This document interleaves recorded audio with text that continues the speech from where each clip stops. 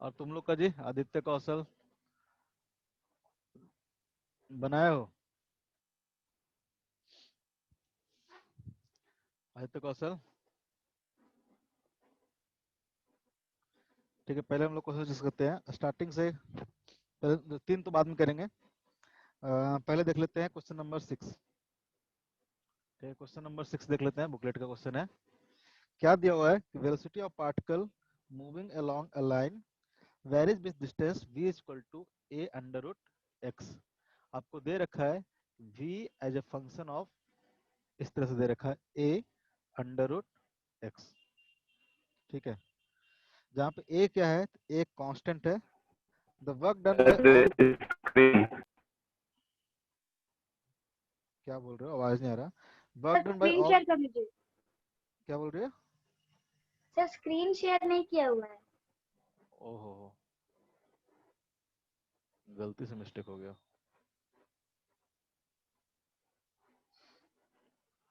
अब दिख रहा है? इतना ही हाँ लिखे सर। थे, कुछ नहीं। क्वेश्चन नंबर 6 देख रहे हैं हम लोग। बुकलेट का क्वेश्चन नंबर 6 है।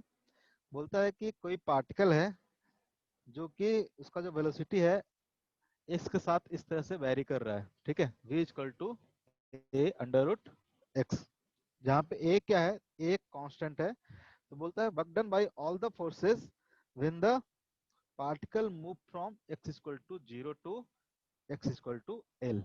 यानी ये पार्टिकल x इक्वल टू 0 से लेके x इक्वल टू l तक मूव कर रहा है। तो इसका हम लोग को निकालना है कि वर्क डन कितना होगा। ठीक है, पहला बात तो, अगर हमको वर्क डन निकालना है, दो तरीका है। आप निकाल सकते हो चेंज इन काइनेटिक एनर्जी से। ठीक है, चेंज इन काइनेटिक एनर्जी से। x इक्वल टू 0 पे इसका वेलोसिटी कितना होगा, velocity at x equal to 0 कितना होगा, तो हो जाएगा 0। जीरो।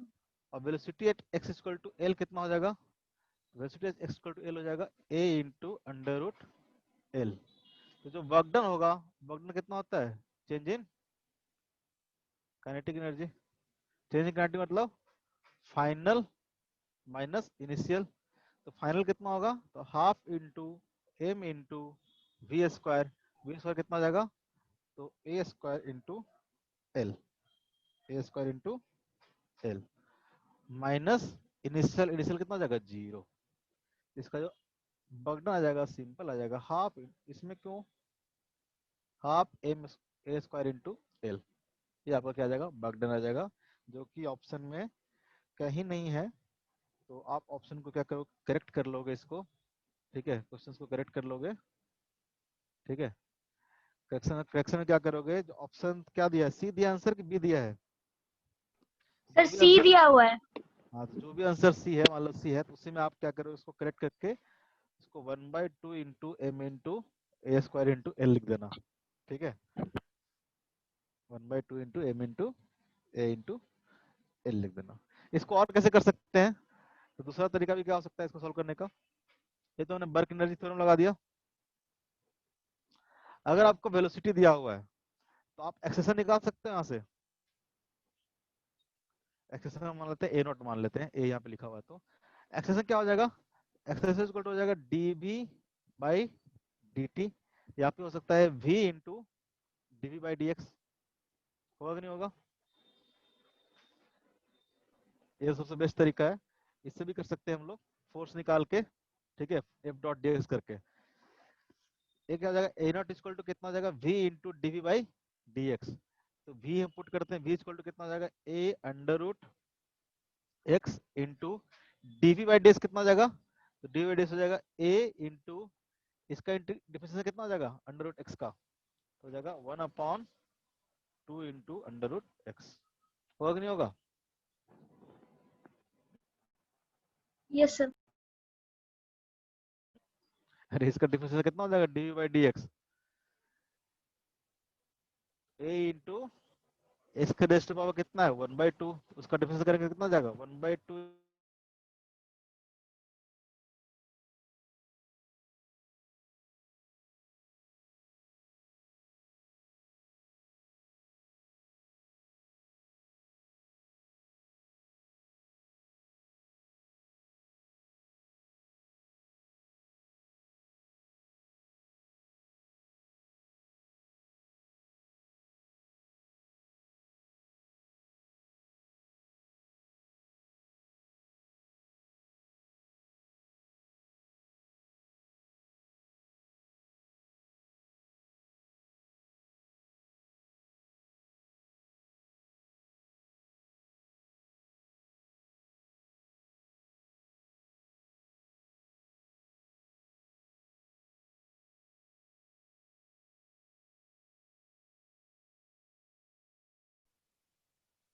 ओहो, थोड़ा गड़बड़ हो गया, कोई बात नहीं, क्वेश्चन डिस्कस कर रहे हैं।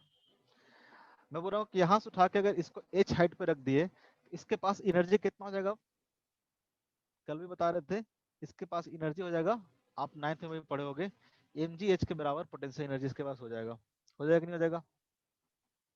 इस कॉन्सेप्ट को यूज कर लेंगे यहाँ यस पे, सर। हो जाएगा ना? अगर इसको h हाइट, तो mgh जो एनर्जी इसके पास आया, कहाँ से कहाँ आया, ये क्यों आया एनर्जी? क्योंकि हमने यहाँ पे एक वर्क डन किया है, किसके बराबर, तो यहाँ पे जो वर्क डन है, ठीक है, वो किसके बराबर था, mgh के बराबर था, mgh के बराबर था। यानी हमने जो वर्क किया इस सिस्टम पे, हमने क्या किया होगा, एक फोर्स लगाया होगा ऊपर की ओर, इसको स्लोली उठा के यहाँ से यहाँ पे आपको शिफ्ट करना है स्लोली, यहाँ पे वेलोसिटी जीरो, यहाँ पे वेलोसिटी जीरो, क्योंकि कोई काइनेटिक एनर्जी चेंज हम लोग नहीं कर रहे हैं, ठीक है। तो जो भी वर्क डन होगा हमारे द्वारा, ठीक है, जो भी वर्क डन होगा कितना होगा, तो जितना वर्क डन ग्रेविटेशन किया होगा, तो ग्रेविटेशन क्या होगा mgh, तो हम भी कितना किए होंगे, mgh किए होंगे, एक का पॉजिटिव एक का नेगेटिव, तो ग्रेविटेशन वाला क्या आएगा, नेगेटिव आएगा। तो हमारे द्वारा जो वर्क डन होगा, मेरे जो फोर्स लगाया है उसके द्वारा जो वर्क डन होगा कितना होगा, mgh के बराबर। वो जो हम वर्क किए वो क्या होगा, इसके पोटेंशियल एनर्जी के फॉर्म में स्टोर हो गया, इसके पोटेंशियल एनर्जी के फॉर्म में स्टोर हो गया। यानी इस पार्टिकल पर जितना वर्क करोगे उतना वर्क क्या हो जाएगा, इसके पोटेंशियल एनर्जी के फॉर्म में स्टोर हो जाएगा। यानी अगर वर्क डन निकालना हो तो चेंज इन पोटेंशियल एनर्जी निकाल सकते हैं, चेंज इन पोटेंशियल एनर्जी निकाल सकते हैं, निकाल सकते हैं कि नहीं निकाल सकते हैं? Yes sir. एक तो तरीका ये है, इस तरीका से पहले देख लेते हैं, सिंपल होगा, दूसरा तरीका ही बता देंगे, ठीक है।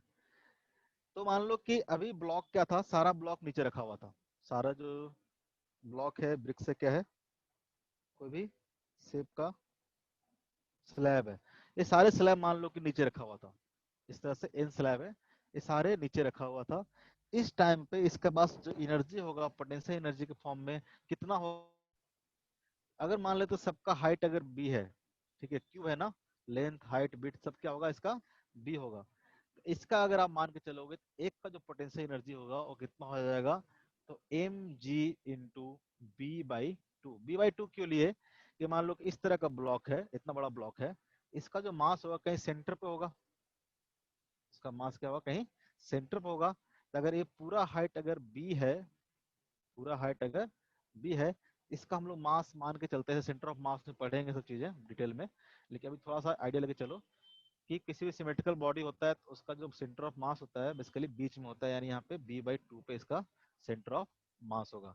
यानी इस पूरे ब्लॉक को हटा के एक पॉइंट मास हम कंसीडर कर सकते हैं, एक पॉइंट मास इस पे रखा हुआ है, ठीक है, जिसका मास m हो जाएगा और b/2 डिस्टेंस पे रहेगा। अगर इसका हम पोटेंशियल एनर्जी की बात करेंगे तो कितना हो जाएगा, mg/b/2। उस तरह से हर किसी का पोटेंशियल एनर्जी कितना हो जाएगा, mg/b/2। अगर टोटल पोटेंशियल एनर्जी हम लोग इनिशियल बात करें, ठीक है, इनिशियल पोटेंशियल एनर्जी तो कितना हो जाएगा, तो एन पोटेंशियल एनर्जी इंटू क्या एम है, G B by two. Very good, सबका सम कर देंगे, n ब्लॉक है, n इंटू mg/b/2, ठीक है, ये हो गया इनिशियल। अब इस सबको सजा के अगर आप बना देते हो, ठीक है,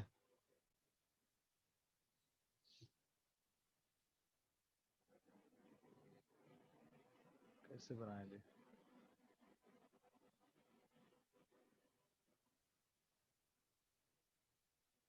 आप इस तरह से सबको ब्लॉक बना देते हो, सबको अरेंज कर देते हो, ठीक है, एन ब्लॉक को इस तरह से आपने अरेंज कर दिया है।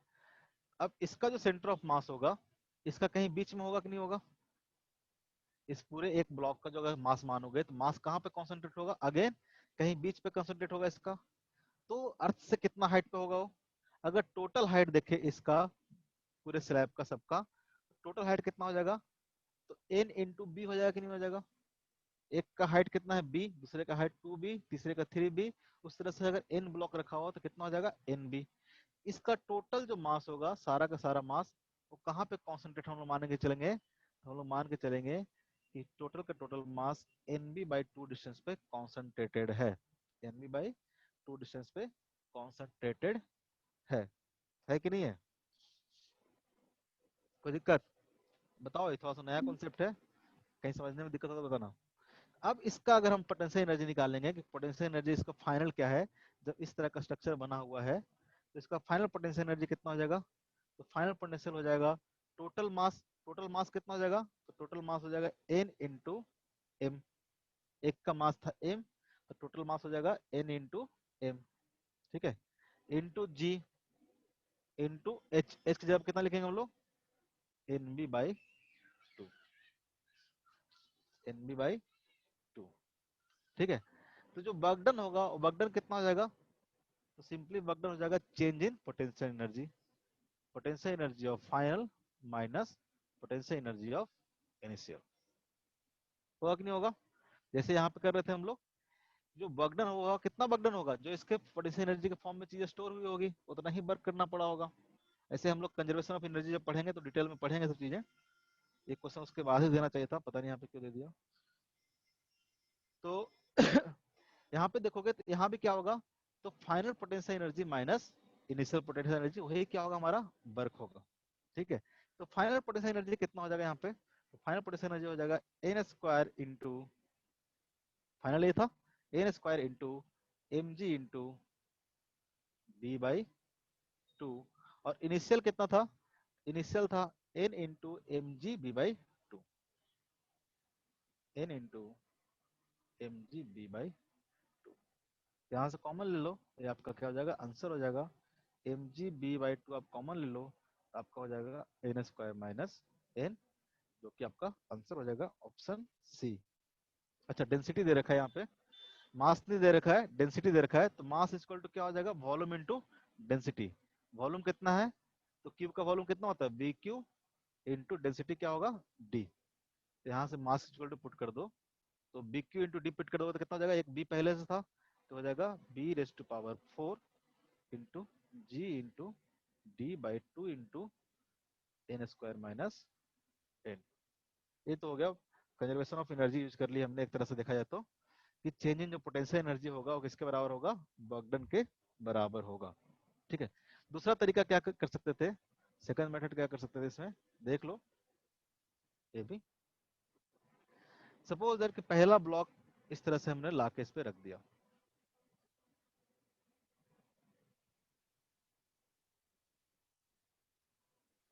पहला ब्लॉक ऐसे रखा हुआ होगा, ठीक है। इस ब्लॉक को यहाँ पे रखने में कोई बगडन करना पड़ेगा क्या? ये तो पहले से रखा हुआ है, कोई बगडन इस पे नहीं करना पड़ेगा। दूसरा ब्लॉक जो इसके बगल में रखा हुआ है इस तरह से ग्राउंड पे रखा हुआ था ना सारे, एक क्या क्या किया हमने? एक को तो छोड़ दिया, अब इसके ऊपर क्या किया हमने?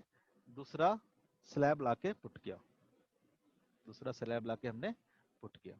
जब दूसरा स्लैब लाके पुट करेंगे, ठीक है, दूसरा स्लैब लाके पुट करेंगे, इसको यहां से उठा के यहां तक रखने के लिए कितना वर्क डन करना पड़ेगा? पहला स्लैब तो अपना रख दिए, जब दूसरा स्लैब हम लोग लाके रखेंगे, पहला स्लैब तो रखा हुआ था पहले से ऑलरेडी, जब दूसरा स्लैब लाके रखेंगे तो कितना वर्क डन करना पड़ेगा? कितना वर्क करना पड़ेगा? अगर एम मास के ब्लॉक को उठा के रखते हो, पहले यहाँ पे रखा हुआ था ग्राउंड पे, ठीक है, यहाँ से उठा के आपने इसको कहाँ पहुंचा दिया? इस साइड पे पहुंचा दिया, तो कितना वर्क डन करना पड़ा होगा? mgh के बराबर। एक ब्लॉक को एक साइड से रीच करने के लिए कितना वर्क डन करना पड़ता है? mgh के बराबर। तो यहाँ पे आपको वर्क डन हो जाएगा m into G into B by two. क्यों? क्योंकि ए वाला हाइट कितना होगा? ए होगा बी बाई टू, और ये कितना हो जाएगा? 3b/2। आपने क्या किया? एक तरह से देखा जाए तो इस ब्लॉक को यहाँ से उठा के आपने यहाँ पुट कर दिया, तो ये हाइट कितना हो जाएगा? ये हो जाएगा, सॉरी, ये हो जाएगा बी हो जाएगा, एम जी इंटू बी, ठीक है, एम जी इंटू बी, ठीक है। तो ये हो गया दूसरे ब्लॉक को इसके ऊपर रखने में बगडन हो जाएगा आपको एम जी इंटू बी। अगर आप इस तरह से तीसरे ब्लॉक को भी इसके ऊपर आके लाके आप रखते हो, तीसरे इसके ऊपर आप लाके रखते हो, इसको उठा के रखने में कितना वजन करना पड़ेगा? ये भी कहां से उठा के लाओगे? ग्राउंड से उठा के लाओगे। इसको उठा के आपने क्या पुट किया? थर्ड ब्लॉक पे इस पे पुट किया। इसको करने में कितना वजन करना पड़ेगा? तो W3 इक्वल टू कितना हो जाएगा? इसका मास है m इंटू जी, और इसको कितना हाइट रखना पड़ेगा? ये हो गया b हाइट, और फिर यहाँ से यहाँ तक कितना जगह? b हाइट हो जाएगा, यानी इसको जो हाइट होगा वो कितना हो जाएगा? 2b हाइट हो जाएगा। हो जाएगा कि नहीं हो जाएगा? उसी तरह से जो नेक्स्ट ब्लॉक होगा उसको उठा के इसके ऊपर पुट करोगे, ठीक है, चौथा ब्लॉक किसके ऊपर पुट करोगे तो नेक्स्ट जो वर्क डन होगा कितना हो जाएगा mg3b। mg into 3b। इस तरह से कितने वर्क करने पड़ेंगे अगर n ब्लॉक है n-1 टाइम्स तक आपको करना पड़ेगा, यानी जब nth ब्लॉक को उठा के रखोगे तो कितना वर्क करना पड़ेगा आपको mg into n-1 into B. होगा कि नहीं होगा। फोर्थ ब्लॉक को 3 भी करना पड़ेगा, थर्ड ब्लॉक को 2 भी करना पड़ेगा, सेकंड ब्लॉक को 1 भी करना पड़ेगा, तो nth ब्लॉक को n-1 भी ऊपर ले जाना पड़ेगा। पड़ेगा कि नहीं पड़ेगा। अब सारे वर्क को आप क्या करो सम कर दो, टोटल वर्क डन निकल जाएगा। तो W टोटल इक्वल टू कितना हो जाएगा तो हो जाएगा W2 plus W3 plus plus plus WN। ठीक है, तो फर्स्ट के कारण वर्क डन कितना हो जाएगा तो हो जाएगा mg into B plus mg2b plus mg3b plus plus plus plus कहाँ तक जाएगा ये जाएगा up to mg into n-1 into B तक। ठीक है, सबको सम कर लो तो कैसा बन जाएगा जीपी बन जाएगा mg भी आप बाहर ले लो आप, तो हो जाएगा 1 plus 2 plus 3 plus dot dot dot dot n-1 n-1 है n-1 है। सबका सम कितना होगा जीपी का सम कितना होता है बोले सर हम तो मेडिकल लिए हैं जीपी का है याद रखें, सॉरी एपी का सम कितना होता है सम ऑफ एपी क्या होता है, इस तरह के सम कैसे निकालते थे इतना ही मत भूल जाओ, मेडिकल ले लियो तो कि जोड़ना घटाना भी भूल जाओ है क्या होगा मिली बताओ।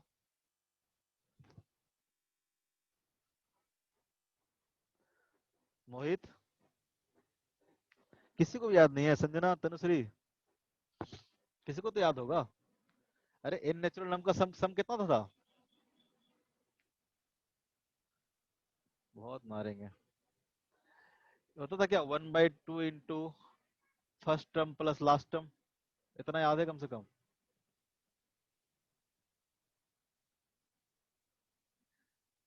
एक से लेके 10 तक का सम निकालना कैसे निकालते थे कैसे निकालते थे 1/2 into first term plus last term, ये होता था ना।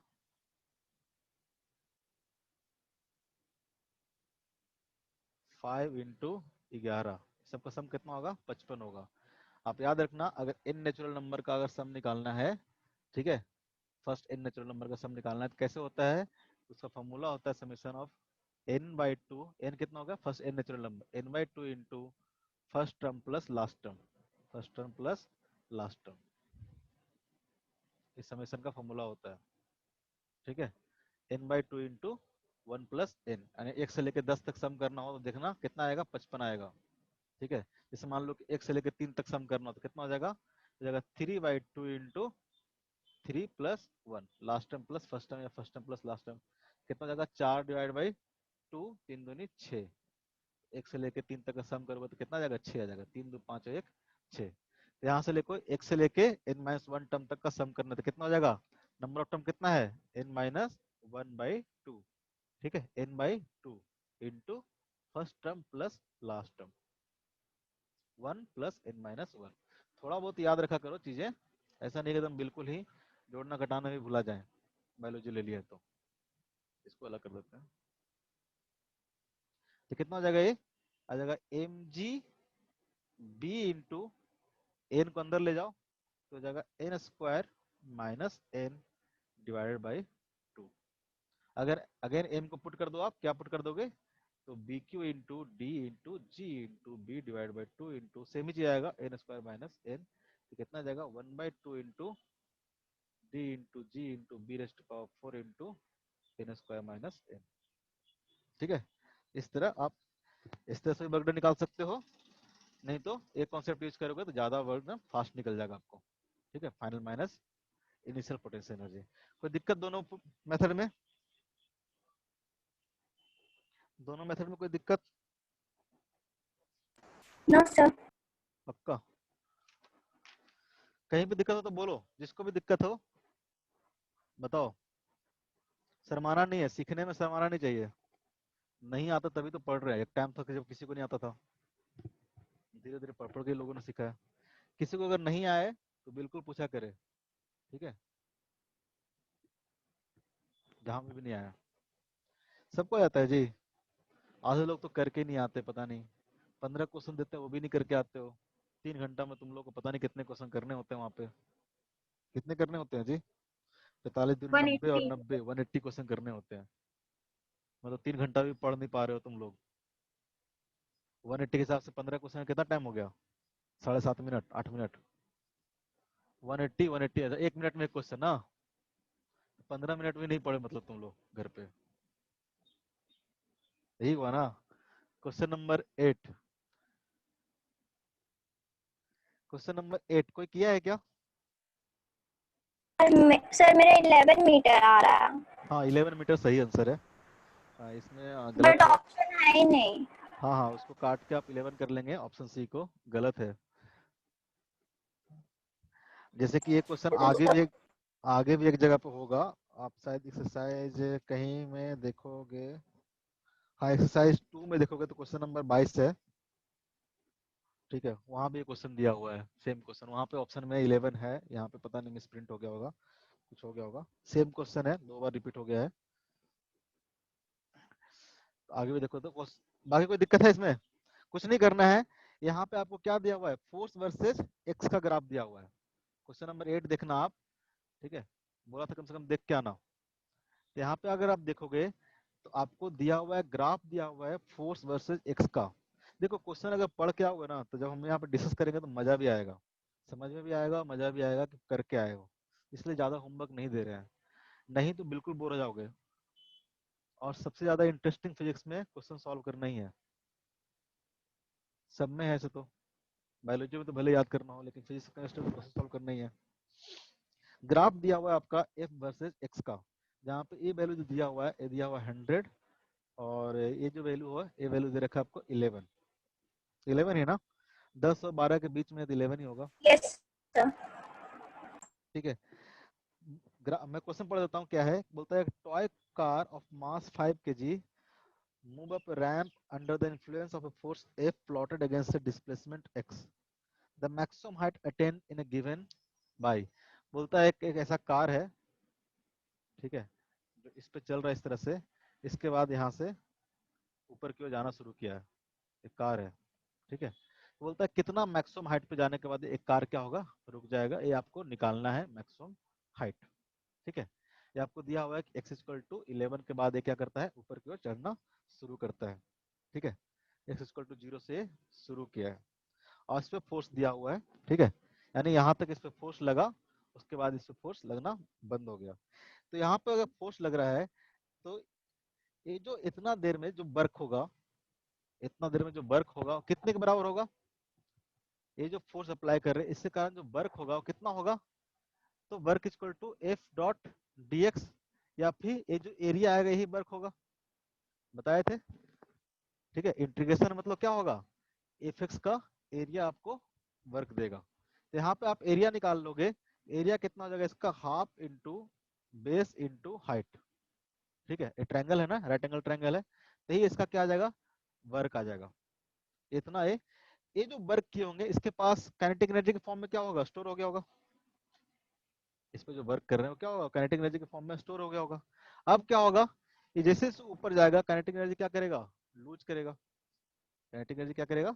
लूज करेगा। यानी जितना एनर्जी आपको स्टोर हुआ था काइनेटिक एनर्जी के फॉर्म में, वो सारा का सारा क्या हो जाएगा? जब अपने मैक्सिमम हाइट पे होगा तो क्या कर देगा? लूज कर देगा। और लूज करके किस में फॉर्म में हो जाएगा? तो पोटेंशियल एनर्जी के फॉर्म में स्टोर हो जाएगा। पोटेंशियल एनर्जी के फॉर्म में स्टोर हो जाएगा। हो जाएगा कि नहीं हो जाएगा? यानी यहाँ पे ऐसे भी देख सकते हो कि जितना भी यहाँ पे काइनेटिक एनर्जी है, यहाँ पे जितना भी काइनेटिक एनर्जी होगा वो सारा का सारा क्या होगा? तो यहाँ पे काइनेटिक एनर्जी जितना होगा, यहाँ पे काइनेटिक एनर्जी क्या होगा? 0। तो चेंज इन काइनेटिक एनर्जी क्या हो जाएगा? तो यहाँ के बाद सिर्फ और सिर्फ कौन सा फोर्स लग रहा है? mg फोर्स लग रहा है। यहाँ के ऊपर सिर्फ कौन सा फोर्स लग रहा होगा? mg फोर्स लग रहा होगा। एक नॉर्मल फोर्स लग रहा होगा, लेकिन नॉर्मल फोर्स हमेशा क्या होगा? 90 डिग्री पे। तो work done by the normal force कितना हो जाएगा? 0। और सिर्फ यहाँ पे जो वर्क डन होगा किसके कारण होगा? एक mg फोर्स के कारण होगा। ऐसे भी देख सकते थे कि जितना काइनेटिक एनर्जी है यहाँ पे, ठीक है, changing kinetic energy is equal to work done by the gravitational force. होगा कि नहीं होगा? एक क्वेश्चन समझो क्या है। क्वेश्चन करने का तो दो तीन तरीका है, इसलिए बता रहा हूँ, पहले समझो क्या है। आप यहाँ भी देख सकते थे कि चेंज इन काइनेटिक एनर्जी, अगर वर्क एनर्जी थ्योरम लगाए हम लोग, तो change in kinetic energy equal to क्या होगा? Change in kinetic energy total work done. ठीक है, चेंज इन काइनेटिक एनर्जी मतलब अगर मैक्सिमम हाइट पे होगा तो फाइनल काइनेटिक एनर्जी क्या होगा इसका? 0 minus initial kinetic energy. Initial energy कितना होगा? तो जो भी वर्क किया होगा इस पे, ये जो फोर्स वर्क किया होगा वो क्या होगा? इसके काइनेटिक एनर्जी के फॉर्म में स्टोर हो गया होगा। ठीक है, यानी यहाँ पे कितना हो जाएगा? ये 50 इंटू 11, 50 इंटू 11। ये जो वर्क हुआ था इस फोर्स के कारण इस ब्लॉक में या कार में काइनेटिक एनर्जी के फॉर्म में यहाँ स्टोर हो गया। उसके बाद फोर्स हटा लिया गया, क्योंकि 11 के बाद फोर्स कितना है? 0 है। अब यहाँ के बाद जो भी वर्क कर रहे होंगे वो क्या कर रहे होंगे? mg कर रहा होगा, एक नॉर्मल कर रहा होगा, दो ही फोर्स लग रहा है, एक नॉर्मल फोर्स लग रहा है, एक mg फोर्स लग रहा है। तो नॉर्मल कारण तो वर्क डन कितना होगा? 0 होगा। ठीक है, तो यहाँ पे अगर देखोगे टोटल वर्क डन, तो work done by the normal plus work done by the mg। बताया था ना कि चेंजिंग काइनेटिक एनर्जी क्या होता है? सारे फोर्स के द्वारा जो वर्क डन है उसके सम के बराबर। ये तो वर्क डन क्या होगा? 0 होगा, क्योंकि फोर्स क्या है? Perpendicular to displacement. हर पॉइंट पे नॉर्मल क्या होगा? नाम ही नॉर्मल है। हर पॉइंट पे क्या होगा? परपेंडिकुलर होगा, तो ए वर्क डन कितना हो जाएगा? 0 हो जाएगा। ये बच्चा -50 into 11 equal to work done by M कितना हो जाएगा? आपको बताया था कि एम कारण जो वर्क डन होता है सिर्फ और सिर्फ डिपेंड करता है इनिशियल और फाइनल पे, कि कितना हाइट ऊपर गया या कितना हाइट नीचे आया। ए वर्क डन कितना हो जाएगा? ए वर्क डन हो जाएगा minus of M G into H, minus of M G into H. ठीक है, माइनस क्यों आया? क्योंकि एम जी लग रहा है नीचे की ओर और डिस्प्लेसमेंट हो रहा है ऊपर की ओर, तो जो वर्क डन होगा क्या होगा? नेगेटिव होगा। माइनस माइनस कैंसिल हो जाएगा। mg की वैल्यू पुट कर दो, ये कितना हो जाएगा? मास इक्वल टू दे रखा है आपको क्वेश्चन में 5 kg, mass equal to 5 kg दे रखा है, तो बेसिकली mg इंटू कितना हो जाएगा? 50 के बराबर हो जाएगा। तो यहाँ से जो h आ जाएगा, h कितना हो जाएगा? 11 मीटर के आसपास आ जाएगा। ठीक है, कोई दिक्कत? ये आ जाएगा 11 मीटर के आसपास। इसके बाद बताओ कोई क्वेश्चन नंबर, क्वेश्चन नंबर कौन सा? Question number 12। ये समझ में आया क्या? ये आया ना? Yes sir. नहीं आएगा तो बताना। क्वेश्चन नंबर 12, उससे पहले कुछ नहीं है ना? क्वेश्चन नंबर 9 भी बोल रही थी मिली तुम। Yes sir. क्वेश्चन नंबर 9 तो सिंपल सा है। Attractive force between the two particle is this, the work done in changing the distance between x to x plus D. तो क्या दिक्कत है इसमें? क्वेश्चन नंबर 9 ये बेसिकली ग्रेविटेशनल फोर्स है दो पार्टिकल के बीच में। एक का मास है m1, एक का मास है m2। ठीक है, ये इस पे फोर्स लगा रहा है, इस पे फोर्स लगा रहा है। ठीक है, वो रहा है कि the work done in changing the distance between them from x is equal to x to x plus d। ठीक है, मान लो कि इसको आपने क्या किया, पहले दोनों के बीच में डिस्टेंस है आपका x डिस्टेंस है, इस डिस्टेंस को आपने बढ़ा के क्या कर दिया? x प्लस डी कर दिया। अब जो डिस्टेंस है, अब टोटल डिस्टेंस कितना हो गया? x प्लस डी हो गया। तो कितना वर्क करना पड़ा होगा? तो कितना वर्क करना पड़ा होगा? आप हर टाइम पे जो इधर जो फोर्स लगा रहे होंगे, अगर ये जो फोर्स आप लगाएंगे किसके बराबर लगाएंगे? तो जो ग्रेविटेशनल फोर्स लग रहा है उसके बराबर निकालेंगे। तो अगर वर्क डन निकालना है तो सिंपल आप वर्क डन निकाल लो, integration of F dot D X, जहाँ पे लिमिट पुट करोगे कहाँ से कहाँ तक? तो लिमिट पुट करोगे x से लेके x प्लस डी तक। फोर्स आपको कितना दे रखा है? तो फोर्स आपको दे रखा है minus of g into m1 into m2 by x square. ठीक है, dx लिमिट हो जाएगा x से x प्लस डी। ठीक है, ये फोर्स लग रहा है, तो फोर्स इंटू इसको इंटीग्रेट कर दो सिंपल। कितना जाएगा इसका इंटीग्रेशन? तो माइनस जी कांस्टेंट है, m1 भी कांस्टेंट है, m2 भी कांस्टेंट है, सिंपल बच जाएगा 1/x square dx limit x to x plus D. तो कुछ करना ही नहीं था, माइनस जी m1 m2 ठीक है।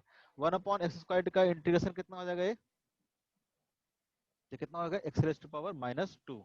इसका इंटीग्रेशन करेंगे तो कितना आ जाएगा x⁻⁻² + 1 डिवाइडेड बाई कहाँ चला गया x⁻⁻1/-1 डिवाइड बाई। अब थोड़ा इंटीग्रेशन तो मतलब फास्ट फास्ट करो, हर बार ऐसे नहीं लिखेंगे, थोड़ा इंप्रूव करते जाओ। ठीक है, अगले बार से हम फटाफट लिखेंगे इंटीग्रेशन। तो कितना हो जाएगा ये x⁻⁻1 डिवाइडेड बाई नीचे हो जाएगा -1। सिंपल हो जाएगा माइनस, ये नीचे वाला माइनस के साथ मल्टीप्लाई करके प्लस लिख देते हैं, हो जाएगा gm1 m2। ये बच जाएगा सिंपल 1/x, जहाँ आप लिमिट पुट करना होगा आपको x लेके x + d तक पुट कर दो लिमिट। gm1 m2 इंटू इसको लिमिट पुट करो कितना आ जाएगा 1/x + d minus 1/x। LCM ले लो, सॉल्व कर लो, आंसर आ जाएगा gm1 m2 x into x + d। यहाँ से एलसीएम कितना आ जाएगा x minus x minus d। Minus x क्या हो जाएगा कैंसिल हो जाएगा, सिंपल आ जाएगा gm1 m2 minus of d divided by x into x + d। ये आंसर हो जाएगा। ये आंसर कौन सा ऑप्शन है, सी आंसर है इसका, सर ऑप्शन सी। माइनस का साइन नहीं है, वही तो कह रहे थे। अरे ये क्या पूछ रहा है, work done in changing the distance between them from x to x1। Minus क्यों रहेगा, माइनस क्यों आया, क्योंकि हम ये जो वर्क डन निकाल रहे हैं किसके फोर्स के कारण निकाल रहे हैं, इस फोर्स के कारण निकाल रहे हैं। स्टार्टिंग में बताया ना, अगर इस फोर्स के कारण जो वर्क डन निकाल रहे हैं, ये बेसिकली क्या हुआ, ये जो इधर फोर्स लग रहा था, ये जो दिया हुआ फोर्स है, ये हम मान लेते हैं फोर्स बाय एक्सटर्नल एजेंट। ये फोर्स तो दिया हुआ था, हमको इसको चेंज करने के लिए इसके अगेंस्ट फोर्स लगाना पड़ेगा ना, इसको उल्टा लगाना पड़ेगा। ये बात समझ सर में आ रही है। हाँ सुनो सुनो पहले, सर ऑप्शन में कोई भी ऑप्शन, मतलब आंसर में कोई भी ऑप्शन नेगेटिव है ही नहीं, सारा पॉजिटिव है। वही तो बता रहे हैं पॉजिटिव होगा ना बर्डन। सुनो पहले क्या बोल रहे हैं, बर्डन पॉजिटिव होगा। बर्डन क्यों पॉजिटिव होगा, सुनो यहाँ पे स्टार्टिंग में बताया तो ये चीज, ये हमने किसके द्वारा बर्डन निकाला, ये बर्डन बाय द फोर्स जो दिया हुआ था क्वेश्चन में। ठीक है, F = minus of G m1 m2 by x²। ये फोर्स दिया हुआ था। ठीक है, ये फोर्स क्या कर रहा है, सिस्टम अप्लाई कर रहा है। इसको अगर हमको डिस्टेंस यहाँ से बढ़ा के इधर करना है तो अपने आप थोड़ा ना होगा, हमको एक फोर्स लगाना पड़ेगा, एक्सटर्नल फोर्स। ये आप अप्लाई करोगे, ये फोर्स किधर अप्लाई करोगे, इसके उल्टा डायरेक्शन में, इसके उल्टा डायरेक्शन में करोगे कि नहीं करोगे, तभी तो ये क्या होगा, यहाँ से मूव करके इसका डिस्टेंस x से लेके x + d तक आएगा, तभी तो d डिस्टेंस इधर मूव करेगा। जो आप क्या करोगे, इसके बराबर एक फोर्स लगा के इधर की ओर मूव कराएंगे, जैसे कि स्प्रिंग वाला था एग्जांपल। ठीक है, तो स्प्रिंग में क्या था, स्प्रिंग फोर्स इधर लग रहा है, आप क्या कर रहे थे, एक एक्सटर्नल फोर्स लगा के इसको इधर की ओर इलोंगेट कर रहे थे। तो बर्डन बाय जो स्प्रिंग फोर्स आया था वो कितना आ रहा था, -12 kx²। लेकिन बताया था कि burden by the external force कितना होगा, तो हाफ के ½ स्क्वायर। kx²। तो यहाँ पे पूछ रहा है कि हमको कितना वर्क डन करना पड़ेगा।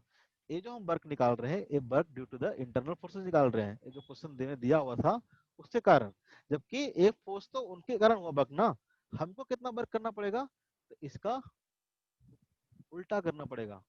ये जितना माइनस है इसीलिए उतना ही हम लोग को प्लस में करना पड़ेगा, क्योंकि हमारा जो एक्सटर्नल फोर्स होगा, आप ये भी देख सकते थे कि यहाँ पे जो एक्सटर्नल फोर्स होगा, ठीक है, अगर एक एक्सटर्नल लिखोगे तो एक क्या हो जाएगा, प्लस हो जाएगा, इसका उल्टा फोर्स आपको लगाना पड़ेगा। ये बात समझ में आया, कंफ्यूजन नहीं होगा ना इस चीज में। नहीं सर। एक के कारण अगर बर्डन पॉजिटिव है तो दूसरे कारण बर्डन क्या होगा, नेगेटिव होगा, और होना भी चाहिए था। क्यों, क्योंकि यहाँ भी वेलोसिटी कितना है, 0 है, और यहाँ भी वेलोसिटी क्या है, 0 है।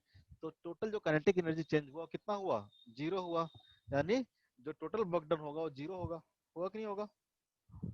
तो एक के कारण वर्क डन पॉजिटिव होगा, दूसरे कारण वर्क डन नेगेटिव होगा, क्योंकि ये बात समझ में आ रही है यस सर। आपका। क्वेश्चन नंबर 12 में कुछ ज्यादा नहीं करना है, उसमें बस डाटा आपको मिसिंग है। और डाटा क्या मिसिंग है, इलेक्ट्रॉन का तो मास, न्यूट्रॉन का मास न्यूट्रॉन का मास मुझे भी याद नहीं है, दूसरे से सर पूछना पड़ेगा। 1.67 into 10 to the power minus 19 1.67 into 10 to the power minus 27 -27 kg। ऐसे अगर आपको दिया रहेगा एग्जाम में से क्वेश्चन आएगा तो दिया रहेगा, ये सब याद करने का जरूरत नहीं है। बोलता है कि a neutron moving with a constant speed passes 3.6 metre in, अरे एक न्यूट्रॉन है जो 3.6 मीटर का डिस्टेंस ट्रेवल किया है, कितना सेकंड में, इतना डिस्टेंस ट्रेवल किया है, ठीक है, इतना मीटर कितना सेकंड में, तो टाइम दिया हुआ आपका 1.8 इंटू 10⁻⁻⁴ सेकंड, ठीक है, इतना टाइम में दिया हुआ है। इसका वेलोसिटी कितना आ जाएगा, v equal to D by T, ठीक है, कैलकुलेट करना कितना आएगा, डी बाई टी, मैं नहीं करूंगा, बड़ा भारी लग रहा है मेरे को। तो ये आ जाएगा आपका वेलोसिटी। तो पूछता है काइनेटिक एनर्जी ऑफ न्यूट्रॉन कितना होगा, इसमें क्या करना है, काइनेटिक एनर्जी, काइनेटिक एनर्जी हो जाएगा half into M into V square,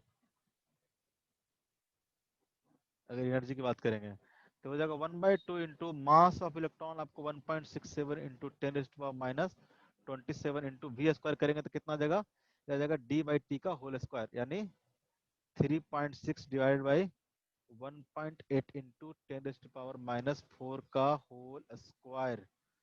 यहाँ से देखेंगे तो ये हो जाएगा 2 टाइम्स कट जाएगा, ठीक है, 2 टाइम्स कट जाएगा तो ये हो जाएगा, ये आ जाएगा 10⁻⁴ है, तो स्क्वायर करेगा तो हो जाएगा 10⁻⁸ हो जाएगा, 10⁻⁸ अगर ऊपर जाएगा तो कितना हो जाएगा, ये 10⁻+8 हो जाएगा। 1/2 इंटू 1.67 इंटू 10⁻27 इंटू क्या आ जाएगा, ये 10⁻+8, ठीक है, और एक और मल्टीप्लाई कर देंगे हम लोग 4, 2 का स्क्वायर कितना हो गया, 4 हो गया, ठीक है। सॉल्व कर लो इसको, तो 2 से 2 क्या हो गया, कैंसिल हो गया, ये बच जाएगा 2 इंटू 1.67 इंटू 10⁻⁻19, ये आ गया आपका जूल में आ गया। और एक चीज याद रखना, जैसा चीज बताए होंगे आप जानते होंगे, 1.6 into 10⁻19 joule equal to 1 1 electron volt electron होता, volt ये डाटा याद रखेंगे आप। तो ऑलमोस्ट कितना आ जाएगा, ऑलमोस्ट आ जाएगा 2 इलेक्ट्रॉन वोल्ट के बराबर। ऑप्शन नंबर बी मान लो, ऑप्शन बी हो जाएगा 2.1 इलेक्ट्रॉन वोल्ट। क्या दिया इसका आंसर, बी है सर बी है, तो सही तो है, क्या बोल रहे थे। दो तीन चीज याद रखेंगे, जिससे ये सब यूनिट आप याद रखेंगे, 1.6 is into 10⁻⁻19 joule equal to क्या होता है, 1 इलेक्ट्रॉन वोल्ट होता है। और याद रखोगे आप कि ऐसा यूनिट में कि 1 अर्ग इक्वल टू 10⁻⁻7 जूल होता है, ये सब शायद नहीं बताया है, ठीक, क्वेश्चन में सब रहता है, दिया रहता है, नहीं तो नहीं दिया रहे तो आपको याद रखना है, याद रख लेना। 1 अर्ग, अर्ग क्या है, ऐसा यूनिट है, सीजीएस यूनिट है। 1 अर्ग इक्वल टू कितना हो जाएगा, 10⁻⁻7 जूल। उस तरह से कई बार आता है कैलोरी, 1 कैलोरी इक्वल टू कितना आ जाएगा, 4.2 4.2 जूल जूल। और क्या याद रखोगे, बस इतना ही। हाँ, एक होता है किलोवाट आवर, ये सभी बचपन में पढ़े होगे, किलोवाट आवर कितना होता है, कितना जूल के बराबर होता है, ये बेसिकली जो 6 अपने into यूनिट 10 to मेजर होते हैं power ना, 5 इलेक्ट्रिसिटी का यूनिट जो मेजर होता है, 2 यूनिट आ गया, 3 यूनिट आ गया, वो क्या होता है बेसिकली, किलोवाट आवर होता है। वो होता है 3.6 इंटू 10⁻6 ना 7 6 है 6 3.6 इंटू 10⁻6 जूल। ये सब कुछ कुछ डाटा है, आप याद रखिएगा, ठीक है, ताकि क्वेश्चन सॉल्व करने में इसको आसानी हो। टाइम बचा है क्या, टाइम है ना, अभी खत्म कर लेते हैं। क्वेश्चन नंबर 12 के बाद क्वेश्चन नंबर 14 हो गया क्या,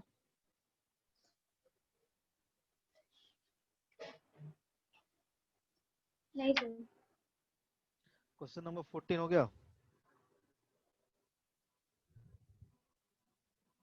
क्वेश्चन नंबर 14 और क्वेश्चन नंबर 15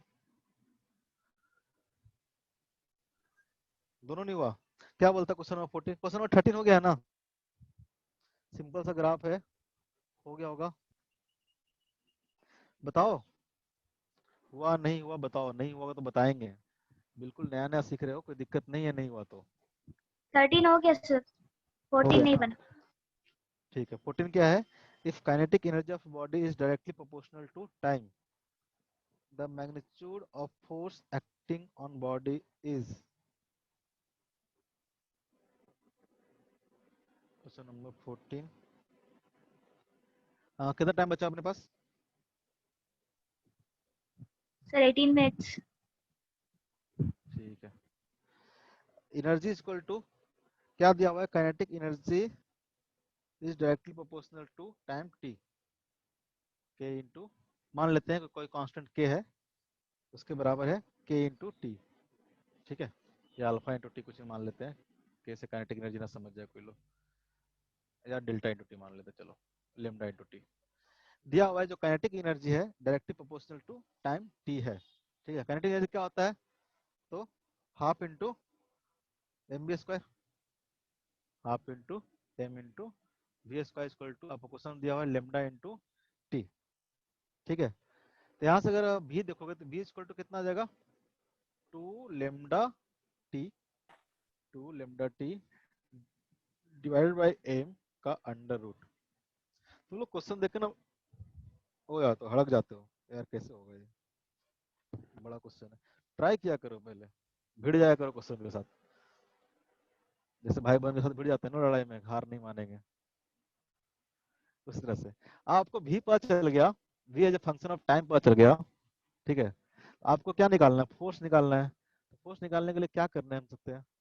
फोर्स हमको पता है कि फोर्स इक्वल टू क्या होता है? मास इनटू एक्सेलरेशन आता है। एक्सेलरेशन कहाँ से पता चलेगा? अरे तो कुछ नहीं, एक्सेलरेशन निकालने के लिए क्या है? डी बाई डी टी कर देते हैं, वी एक फंक्शन ऑफ टाइम दिया हुआ है, तो डी बाई डी टी कर देते हैं, एक्सेलरेशन आ जाएगा। ठीक है, तो डी बाई डी टी करो तो कितना आएगा? इसको कर दो यहाँ से D by D T, D by D T कितना आ जाएगा? तो ये तो 2 लेमडा बाई एम, ठीक है, ये तो कांस्टेंट है, बाहर आ जाएगा। अब बच जाएगा क्या? Under root T. Under root T का क्या हो जाएगा? 1/2 इंटू अंडर रूट टी आएगा ना डिफरेंशिएशन इसका, हर बार ही आता है। तो क्या हो जाएगा? एम इंटू, पुट कर दो, under root 2 lambda by M into 1/2 into under root T. ये आ गया force is inversely proportional to 1/टाइम। तो पहला क्वेश्चन क्या है? तो force is directly proportional to under root T. ठीक है, यहाँ से आप बोल सकते हैं, क्या बोल सकते हैं? जो फोर्स है ये क्या है? Inversely proportional to under root T. तो पहला ऑप्शन बोलता है कि directly proportional to under root T, गलती बात है। दूसरा क्वेश्चन बोलता है इनवर्सली प्रोपोर्शनल टू टी, ये भी गलत है, inversely proportional to under root T होना चाहिए। थर्ड ऑप्शन बोलता है कि directly proportional to speed of the body, directly proportional to speed of the body. ठीक है, ये तो हम लोग बस टाइम के साथ निकाले हैं, स्पीड ऑफ द बॉडी से कैसे निकालेंगे बताओ तो। ठीक है, यहाँ से आप देखो, ये तो हमने निकाला टाइम के साथ, अब हमको भी के साथ रिलेशन निकालना है। तो भी के साथ कैसे रिलेशन आएगा? एफ इक्वल टू कितना आ गया? इधर कर रहा हूँ, एफ इक्वल टू आ गया M into under root 2 lambda by M, 2 को बाहर ले लें, तो अंदर आ जाएगा टी, आ जाएगा अंदर आ जाएगा टी।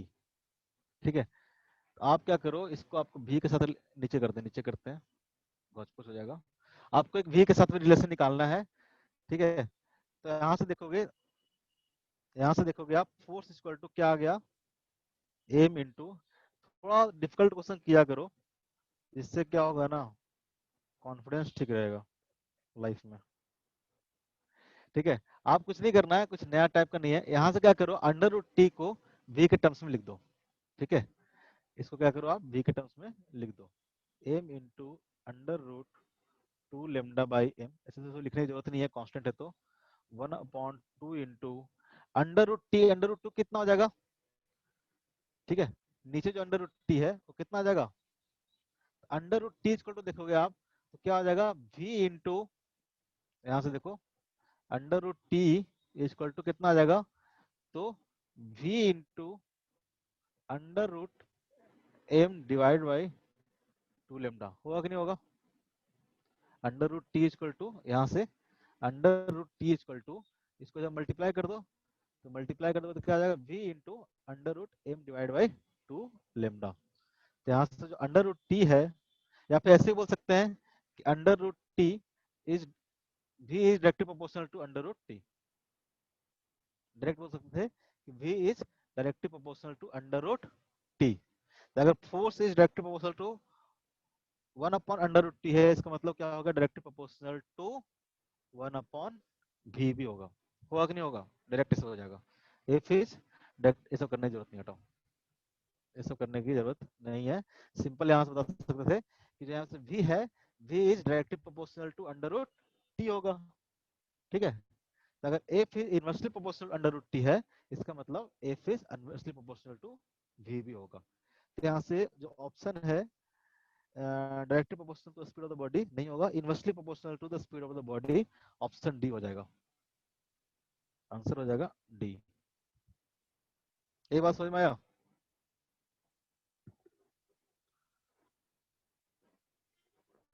ये बात समझ में आया? Yes sir. पक्का? हाँ sir. Question number 15, question number 15 भी इसी तरह का क्वेश्चन है, आप ट्राई करो तो मैं थोड़ा पानी में पी कहता हूँ। क्वेश्चन नंबर 15 किसी के पास है? मैं क्वेश्चन यहाँ पे दे देता हूँ, क्वेश्चन एक बार पढ़ देता हूँ क्या है। सिंपल सा क्वेश्चन है, क्या है question? A particle move in a straight line with retardation proportional to its displacement।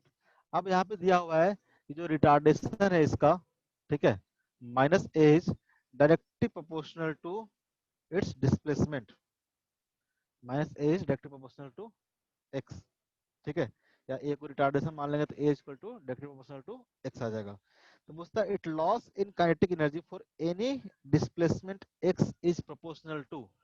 आपको निकालना है लॉस इन काइनेटिक एनर्जी कितना होगा, किसके प्रोपोर्शनल होगा।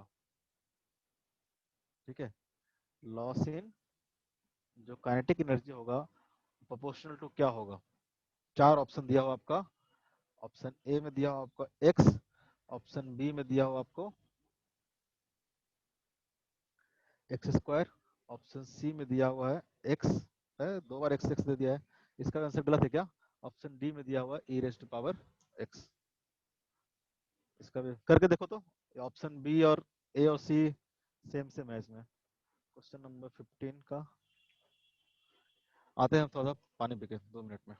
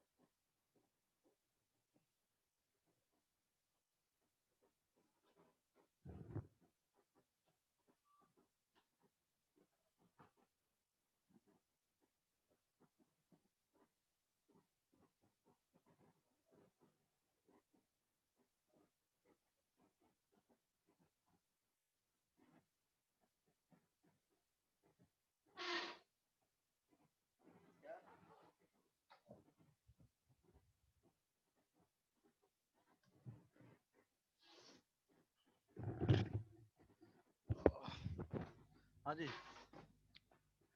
क्या कोई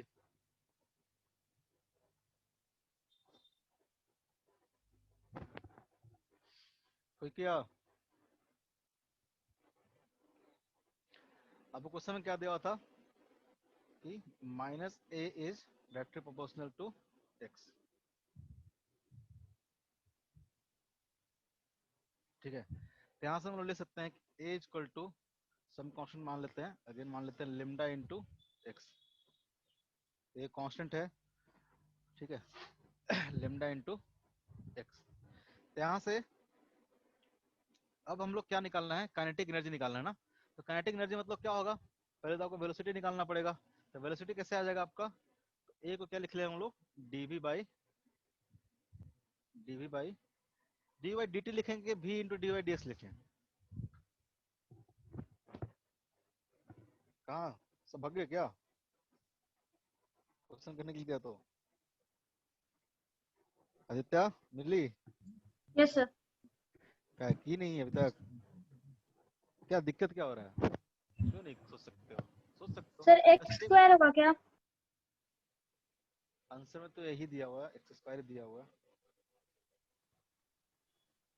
वेरी गुड, कर लियो। तो कुछ नहीं करना है, सोचना कैसे है, पहले क्वेश्चन को सोचना सीखो, कैसे सॉल्व करना है।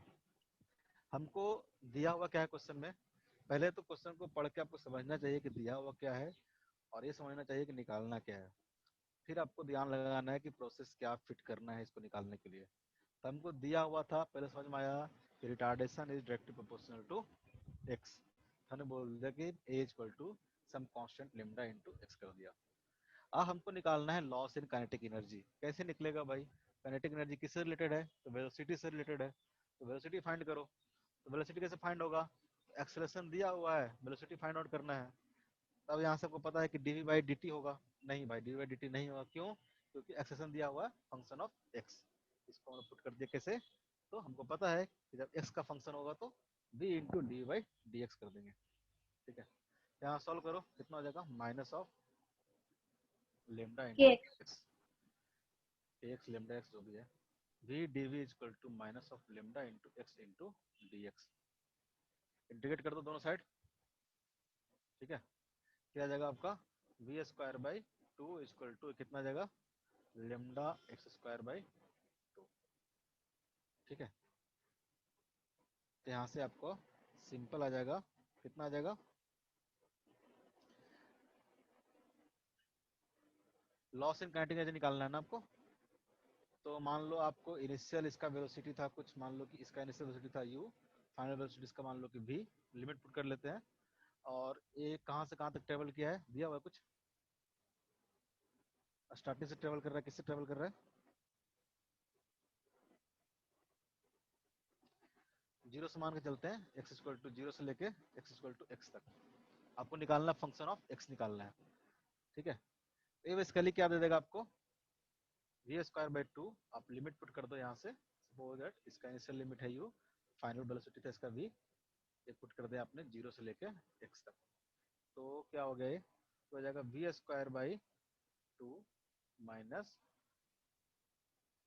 You square by two equal to, बस 2-5 मिनट, प्लस आपका 1/2 इंटू लेमडा इंटू क्या आ जाएगा, एक्स स्क्वायर आ जाएगा, ठीक है। मास से मल्टीप्लाई कर दोगे, इधर भी मास से मल्टीप्लाई कर दो, इधर भी मास से मल्टीप्लाई कर दो, इधर भी मास से मल्टीप्लाई कर दो, तो बेसिकली आ जाएगा kinetic energy final minus kinetic energy initial equal to कितना आ जाएगा, 1/2 इंटू लेमडा।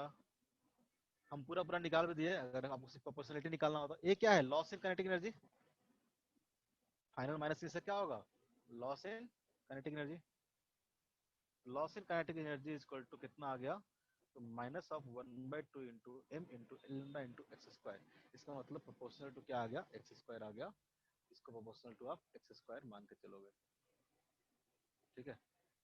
वहाँ पे जो ऑप्शन है, ऑप्शन में एक ऑप्शन को आप चेंज कर लोगे, ए और सी दोनों जगह पर सेम है, कहीं भी कर लो, 1/x कर लो, ठीक है। आज के लिए यहीं पे सेवा समाप्त होता है। नेक्स्ट क्लास से हम लोग आगे का टॉपिक पढ़ेंगे, क्या होता है कंजर्वेटिव एनर्जी, क्या होता है, सॉरी कंजर्वेटिव फोर्स क्या होता है, नॉन कंजर्वेटिव फोर्स क्या होता है। आप इसमें क्वेश्चन करके आना, ठीक है, 26 तक करके आना, 16 से लेके 26 तक। नेक्स्ट क्लास में डिस्कस नहीं करेंगे, ठीक है, नेक्स्ट क्लास में पढ़ाएंगे, उसके नेक्स्ट क्लास में हम लोग डिस्कस करेंगे क्वेश्चन नंबर, 2 दिन का टाइम मिल जाएगा आपको, question number 16 to question number 26 तक। ज्यादा क्वेश्चन नहीं है, 10 ही क्वेश्चन है, 15 क्वेश्चन, ठीक है। 2 दिन का टाइम भी है आपको, कर लेना। नेक्स्ट क्लास में हम लोग थ्योरी पढ़ेंगे, ठीक है। कंजर्वेटिव फील्ड फोर्स क्या होता है, नॉन कंजर्वेटिव फोर्स क्या होता है, कंजर्वेशन ऑफ एनर्जी के बारे में पढ़ेंगे। ठीक है, 2 दिन का टाइम मिलेगा आपको, सॉल्व करके आना है। ठीक है, एंड करें, कुछ पूछना है?